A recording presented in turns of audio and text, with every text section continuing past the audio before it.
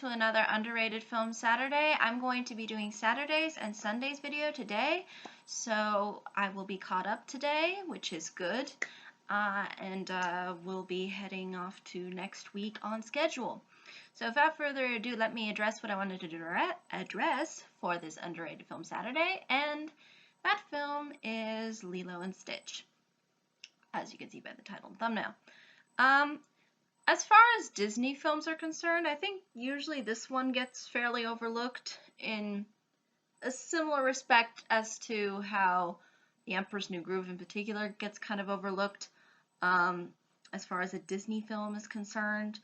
I think this can be attributed to a variety of reasons. Lilo and Stitch did come out around a time too when Disney was kind of not at its golden age that it was within the 90s, and I think it only makes sense that this kind of a film would get sort of overlooked just for the sake, or just because of the fact that it was out at a time when Disney wasn't really at its significant high point compared to where it was within the 90s. So I think that only makes sense as to why we don't really attribute this film to being a Disney film, or at least one of the more recognized Disney films. But basically, this film, in case you have not seen it, centers around a little girl named Lilo who ultimately befriends an alien named Stitch. And also, there's another part of this plot that's also fairly important, and that has to do with the fact that Lilo does not have parents because, unfortunately, her parents passed away in a car accident, and basically her sister is raising her older sister, Nani.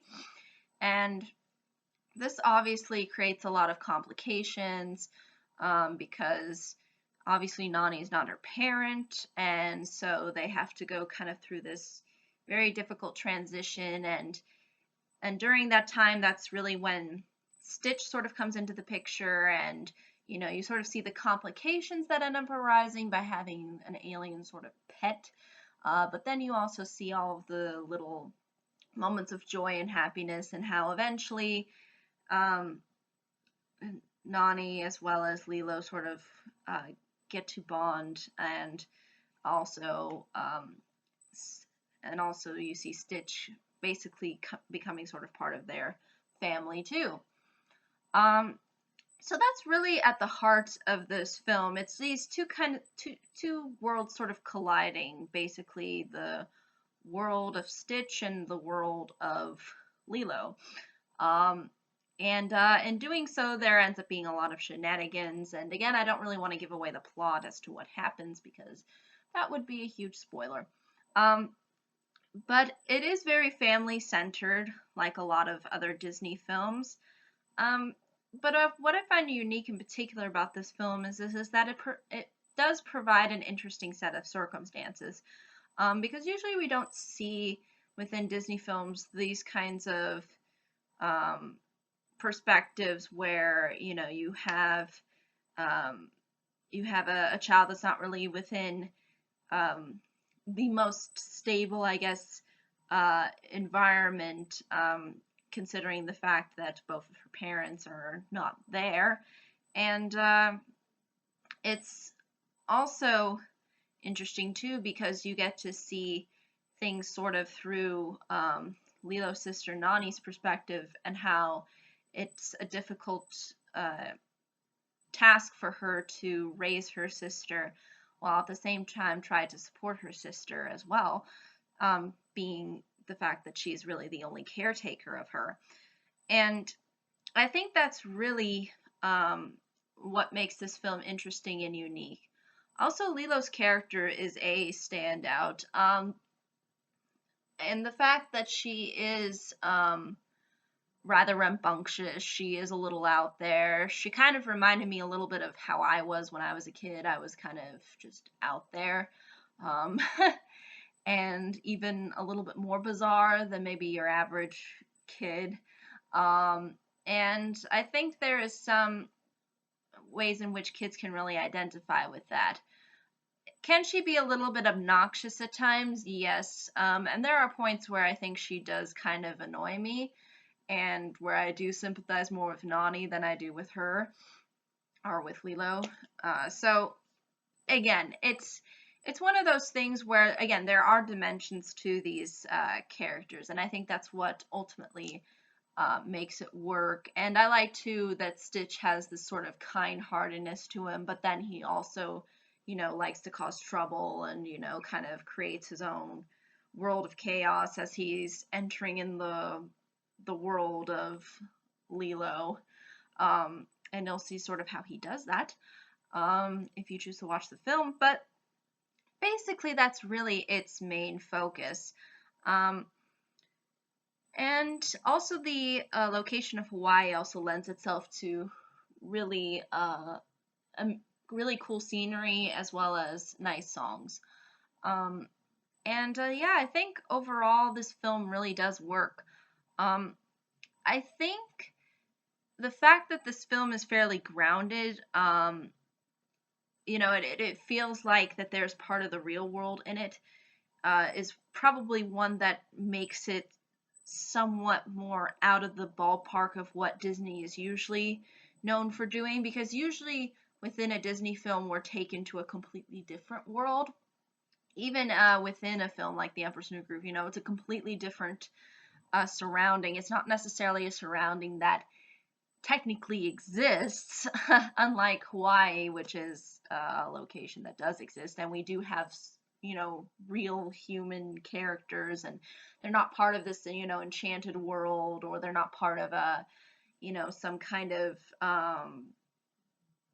they're not part of some greater, um, like dream or dream surrounding. They're just in Hawaii.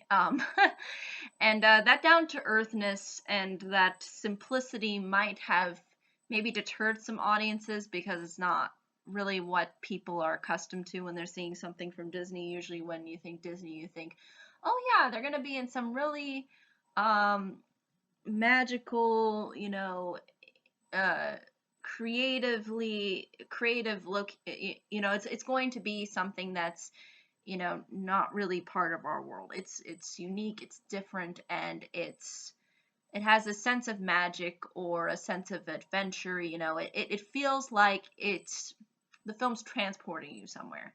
Whereas this film, it's not so much about transporting you somewhere as it is about, you just simply identifying with, the characters and the story and all that. It's not trying to be this kind of grandiose um, uh, idea, so to speak. And I think that's probably another reason too why this film was not as looked into as maybe some other films that were coming out within during this time. Uh, but I think that's really ultimately all I can say about Lilo and Stitch without really giving too much away. There's a lot of interesting parts to this movie, and I think a lot of cool parts that are rather enjoyable, um, and I think having the alien scenario mixed in with this interesting sort of uh, kind of more down to earth story, I think really ultimately works, because it provides an interesting blend of comedy and drama and whatnot. So it definitely works. I would say it kind of almost has a Pixar feel to it, at least from what I can tell, because Pixar, I think, is known for being a little bit more down to earth than Disney. Um, and the fact that they put in these kinds of wacky, crazy scenarios in there too, makes it feel maybe a little bit more on the DreamWorks side as well. So again, this film is kind of an interesting blend of things, and again, it's not usually something that we see that comes out of Disney. Again, sort of similar to The Emperor's New Groove. It's totally out there and, um, tries to be very tries to over exaggerate things and tries to be its own thing, so to speak. And although, again, I'm not saying that these films like The Emperor's New Groove or Lilo and Stitch are technically classics, but they do offer something unique.